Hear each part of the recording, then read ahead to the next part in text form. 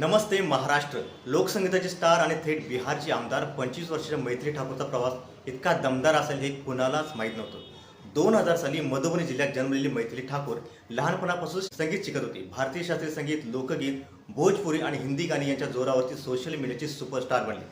Facebook आणि यूट्यूबवर तिची फॅन फॉलोइंग लाखोंमध्ये गेली. रिॲलिटी शोजमध्ये भाग घेतल्यावर तिला देशभरात ओळख मिळाली.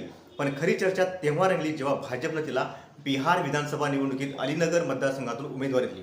वयाच्या अवघ्या 25शीत राजकारणात येणं हा स्वतःच एक मोठा निर्णय. पण मैथिलीनं थेट निवडणूक जिंकून दाखवली आणि सगळ्यांचं लक्ष वेधून घेतलं. मात्र प्रचारादरम्यान एका मुलाखतीत पत्रकाराने तिच्या मतदारसंघाची ब्लूप्रिंट काय असेल असं विचारलं. ब्लूप्रिंट खाजगी असते, जाहीरपणे कसं सांगू असं म्हटल्यावर ती सोशल मीडियावर जोरदार ट्रोल झाली. त्याच दरम्यान तिने न्यूज डिबेटमध्ये तिने मन नाही म्हणत कार्यक्रम अर्धवट सोडला आणि हा व्हिडिओ व्हायरल झाला.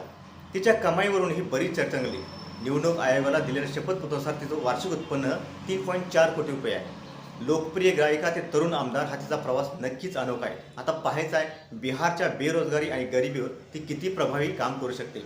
तुम्हाला याच्याबद्दल काय वाटतं ते कमेंटमध्ये सांगा.